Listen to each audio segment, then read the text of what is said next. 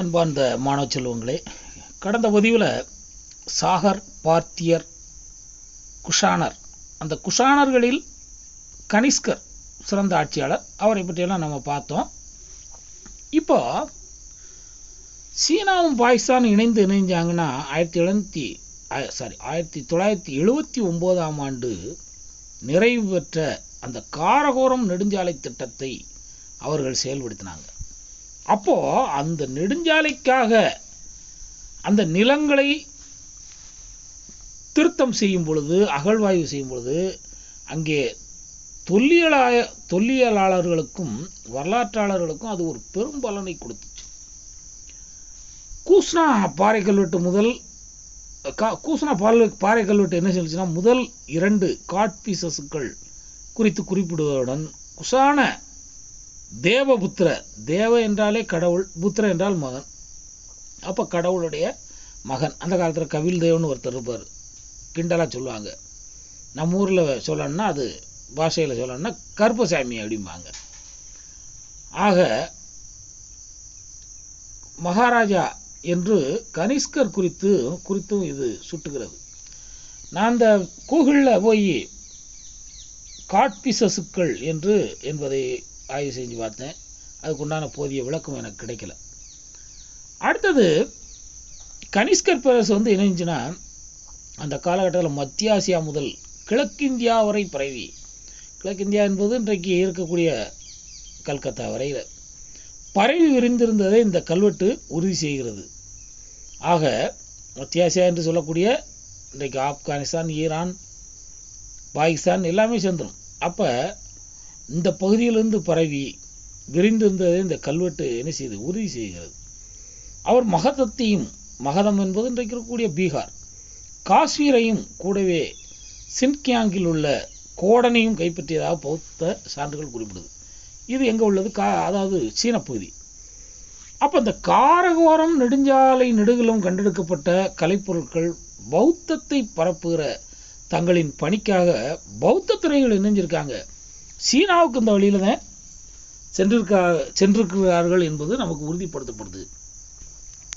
அப்போ அந்த பௌத்த மத துறவிகளை பின்பற்றி வணிகர்களும் இணைஞ்சிருக்காங்க, அந்த சாலை வழியே சென்றிருந்திருக்கிறார்கள். அதனால் சீனாவிலிருந்து பட்டு, மேற்காசிய நாடுகளிலிருந்து குதிரைகள் ஆகியவற்றை இந்தியா என்ன செய்வது, இறக்குமதி செய்ய அந்த சாலை ஒரு முக்கிய வணிக வழியாக மாறிக்கிட்டு இருக்கு. இன்றைக்கு அந்த சாலையத்தை மீண்டும் சீனா இணைஞ்சிக்கிட்டு இருக்கு, புதுப்பிச்சுக்கிட்டு இருக்கு. அது நம்மளுடைய காஷ்மீரின் ஒரு பகுதியாகிய ஆக்கிரமிப்பு காஷ்மீர் வழியாக இந்த திட்டம் செயல்படுத்துறதுக்கு முயற்சிக்கிறாங்க. இந்தியா கடுமையான எதிர்ப்பை தெரிவிச்சுக்கிட்டு இருக்கோம்.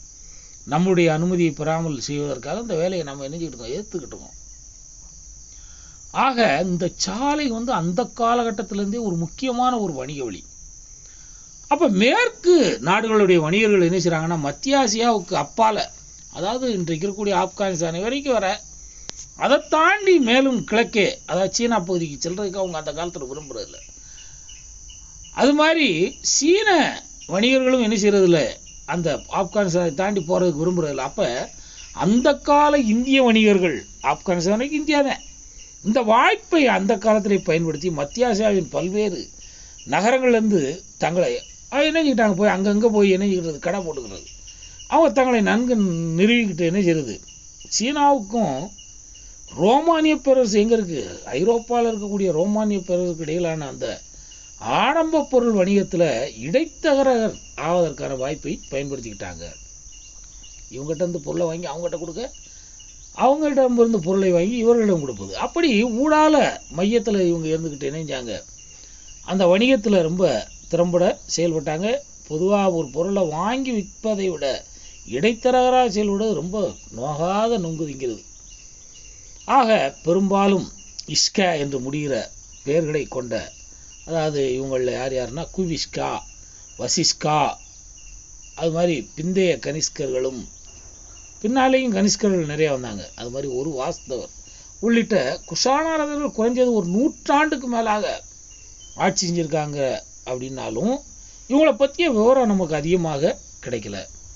ஆக பேரரசு சிதைய தொடங்கியது என்பது தெளிவு என்பதோடு, சத்ரப்கள், அதாவது கிரேக்க பாணியிலே இவங்களும் இணைஞ்சிருந்தாங்கன்னா, குஷானர்களும் மாகாண ஆளுநர்களை சத்ரப்புகள் என்று அழைத்தார்கள். அந்த நியமிக்கக்கூடிய வழக்கமும் அந்த காலத்திலும் தொடர்ந்தது. அப்போ ஆட்சி சிதைய ஆரம்பித்த உடனே பல்வேறு மாகாண தலைநகரங்களையும் இந்த சத்ரப்புகள் வந்து இணைஞ்சாங்க, தங்களை சுதந்திரமான ஒரு ஆட்சியாளர்களாக அறிவிச்சுக்கிட்டாங்க. அவங்களுடைய கட்டுப்பாட்டுக்குள்ள அந்த பகுதிகளெலாம் போயிடுச்சு. அப்போ இந்த காலகட்டத்தில் கலையும் இலக்கியமும் எவ்வாறு இருந்தது என்பதை இப்போ பார்க்கலாம். அதாவது குஷாணர் காலத்தில் நிலவிய பெருமளவிலான அந்த படைப்பாற்றலின் காரணமாக கலையும் இலக்கியமும் அந்த காலகட்டத்தில் செழித்திருந்த ஒரு காலம். வட இந்தியாவில் தென்னிந்தியாவில் அந்த காலகட்டத்தில் கலை இலக்கியமும் அவ்வாறு இருந்தது, செழித்திருந்திருக்குது.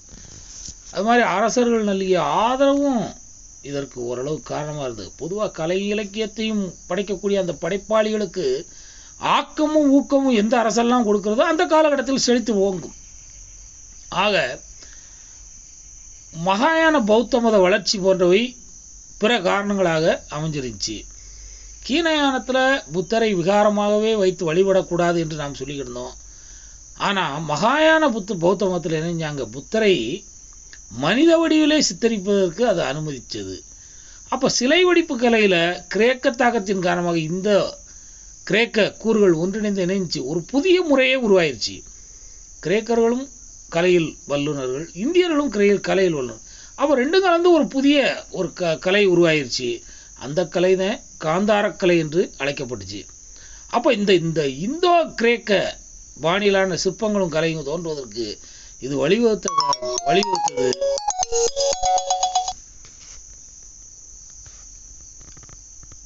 குறிப்பாக தட்சசீலத்திலும் வடமேற்கு பகுதிகளிலும் செதுக்கப்பட்ட புத்தரின் சிலைகள் கிரேக்க மரபால் ஊக்கம் பெற்று இணைஞ்சி கண்ணியமான ஆடைகளில் தேவதூதர்களாலும் இலைகளாலும் சூழப்பட்டுள்ளதாக அவரை காட்டின காரணம் நிர்வாண கோலத்தில் அவர் இருப்பார். எனினும் மதுரா அருகே செம்மணற்கல்லில் நுட்பமாக செதுக்கப்பட்டுள்ள பல சிற்பங்களையும் குறிப்பிட்டே ஆகணும். அஜந்தா குகைகள் அந்த சிலைகள்லாம் இணைஞ்சது. ஆப்கானிஸ்தானில் உள்ள சிலைகளெல்லாம் அங்கே உள்ள தீவிரவாதிகளால் இணையப்பட்டது, சிதைக்கப்பட்டுச்சு. இன்றைக்கு அஜந்தா குகைகள் முதல் மும்பையின் கன்கேரி குகைகள் வரை பௌத்தர்கள் மேற்கிந்தியாவில் உள்ள குன்றுகளிலும் பாறைகளை குடைந்து குகைகளை இணைஞ்சாங்க, அந்த காலத்தில் அமைச்சாங்க. விகாரங்களையும் அதே போல சைத்தியங்கள் என்றால் பிரார்த்தனை குணம், விகாரம் என்பது கோயில் கொண்டு வந்த அவை பௌத்த மத மையங்களாகவே செயல்பட்டது. இவ்வாறான குகைகள் மகாயான மரபின் ஒரு பகுதியாகவே இந்த குகைகளில் புத்தரின் பெரிய அளவு சிலைகள்லாம் நமக்கு செதுக்கப்பட்டு வைக்கப்படுது. மேலும் பிந்தைய நூற்றாண்டுகளில் அவை அஜந்தா குகைகளில் காணப்படுவதில் அசாதாரண அளவுள்ள சுவர் சித்திரங்களாலும் மேலும் என்ன செய்யப்படுது, அழகு செய்யப்படுது. பௌத்தாசான் நாகார்ஜுனர் பௌத்த தத்துவ ஞானிகளின் அஸ்வகோசர், பாஸ்வர், வசுமித்திரர் போன்றவர்கள் புரோலராக பேரரசர் கனிஷ்கர் அந்த காலத்தில் திகழ்ந்திருக்காரு. அப்போ இவங்கள்லாம் அரசருடைய ஆதரவு இருக்கும் பொழுது அவங்க வாட்டு இணைஞ்சாங்க, அவங்களுடைய பணிகளில் சிறப்பாக செயல்பட்டாங்க. அதான் அசுவகோசர் இணைஞ்சிருக்காரு. புத்த சரிதம் என்ற நூலுக்காக புகழ் பெற்றிருக்கிறார். அவர் இயற்றிய நூல் புத்த சரிதம். அது மாதிரி 9 காட்சிகளில் அமைந்த சரிபுத்திர பிரகாரண என்ற சமஸ்கிருத நாடகத்தின் ஆசிரியராகவும் அவர் போற்றப்படுறாரு. அது மாதிரி வாசன் என்ற மாபெரும் நாடக ஆசிரியர் பெரும்பாலும் இந்த காலத்தை சார்ந்தவராக இருந்திருக்காரு. பாசன் எழுதிய நாடகங்கள் சென்ற நூற்றாண்டில் தான் மறு கண்டுபிடிப்பு செய்யப்பட்டன என்பது குறிப்பிடத்தக்கது. அது மாதிரி இந்து மத நூல்களில் மனுஸ்மிருதி, அதுபோல் வாத்சாயனின் காமசூத்திரம், கௌடில்யரின் அர்த்த சாஸ்திரம் ஆகிய நூல்கள் இதே பொதாண்டு 2ஆம் நூற்றாண்டில் தான் இறுதி வடிவம் பெற்றது என்பதையும் நாம் அறிய முடிகிறது. அப்போ காந்தாரக்கலை பண்பாட்டு தாக்கங்கள் சங்கமிக்கும் இடத்தில் அமைந்துள்ள காந்தாரம் இன்றைக்கு இருக்கக்கூடிய ஆப்கானிஸ்தானத்தில் இருக்குது. கிரேக்க மற்றும் ரோமானிய பண்பாடுகளின் செல்வாக்குக்கும் உட்பட்டது. காரணம் அங்கேருந்து அலெக்சாண்டர் முதற்கொண்டு படையெடுத்து வந்து அந்த பகுதிகளை ஆண்டார்கள். அப்போ பொதாண்டு 1 நூற்றாண்டில் காந்தாரக்கலை வடிவங்கள் இணைஞ்சி வளர்ச்சி அடைஞ்சிருச்சு. குஷான பேரரசு காலத்தில் ரோமுடனான அதனுடைய தொடர்புகளினால் ரோமானிய கலைநுட்பங்கள் இந்திய கலைநுட்பங்களோடு கலந்து வடமேற்கு இந்தியா முழுக்க அது பின்பற்றப்படுது. ஆன்ம நிலையில், அதாவது கண்கள் பாதிய முடிய நிலையில் தியானத்தில் இருக்கக்கூடிய புத்தரை சித்தரித்ததற்காக காந்தாரக்கலை ரொம்ப புகழ்பெற்றதாக திகழுது. அந்த காந்தாரத்தில் இருந்த அற்புதமான சிற்பங்கள் எல்லாம் சுமார் ஒரு 20 ஆண்டுக்கு முன்பாக தலிபான் தீவிரவாதிகளால் என்ன செய்யப்பட்டுச்சு, சிதைக்கப்பட்டது. இன்றைக்கும் எச்சங்களும் மிச்சங்களும் அங்கே காணப்படத்தான் செய்கின்றன. அன்பார்ந்த மாணவ செல்வங்களே, அடுத்த பாடப்பகுதியை அடுத்த பதிவில் பார்க்கலாம். நன்றி.